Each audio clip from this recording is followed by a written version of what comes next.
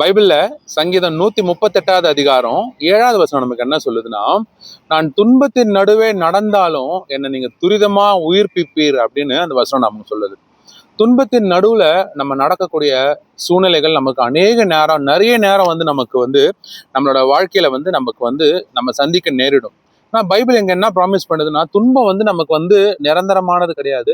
துன்பத்தின் நடுவுல நம்ம நடந்தாலும் ஆண்டவர் என்ன பண்ணுவார் அப்படின்னா, உடனே சீக்கிரமா நம்மளை ரிவைவ் பண்ணுவார். ரிவைவ்னா நியூ லைஃப் நமக்கு சீக்கிரமா கொடுப்பாரு அப்படின்னு சொல்லிட்டு இந்த வசனம் நமக்கு ப்ராமிஸ் பண்ணுது. அதை விட இன்னொரு படிக்கு போய் என்ன ப்ராமிஸ் பண்ணுது அப்படின்னா, 2 கொரிந்தியர் 4வது அதிகாரம் 8வது வசனத்தில் நம்ம என்ன வாசிக்கிறோம் அப்படின்னு சொன்னீங்கன்னா, நாங்கள் எப்பக்கத்திலும் நெருக்கப்பட்டும் ஒடுக்கப்பட்டு போகிறதில்லை, கலக்கம் அடைந்தும் மனம் முடிஞ்சு போகிறதில்லை, துன்பப்படுத்தப்பட்டும் கைவிடப்படுகிறதில்லை, கீழே தள்ளப்பட்டும் மடிந்து போகிறதில்லை.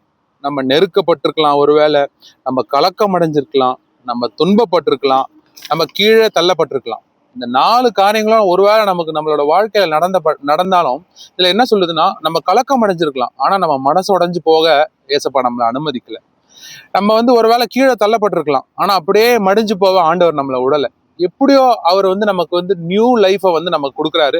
எப்படியோ நம்மளை உயிர்ப்பிக்கிறாரு. ஒவ்வொரு தடவை நம்ம உயிர் போகும்னு நினைச்சிட்டு இருக்க சூழ்நிலையில கூட ஆண்டவர் நமக்கு என்ன பண்றாருன்னா, நம்மளை உயிர் பெற்று இந்த இடத்துல நம்ம கூட்டு நிறுத்தியிருக்காரு. ஒருவேளை துன்பத்துக்கு நடுவுல நடக்கக்கூடிய அனுபவம் நமக்கு இப்போ எழுந்துட்டு இருக்கலாம். ஆனாலும் காட் இங்க என்ன நமக்கு ப்ராமிஸ் பண்றாங்க அப்படின்னா, நிச்சயமா நான் உன்னை உயிர்ப்பிப்பேன். நம்ம எப்படிதான் ரன் பண்ண போறோம், எப்படி இதை கடத்த போறோம் அப்படின்னு ஒருவேளை நம்ம மனசுக்குள்ள வச்சு யோசிச்சு நம்ம ரொம்ப ஆன்சைட்டியா ஸ்ட்ரெஸ்ஸா கூட நம்ம ஆகிருக்கலாம்.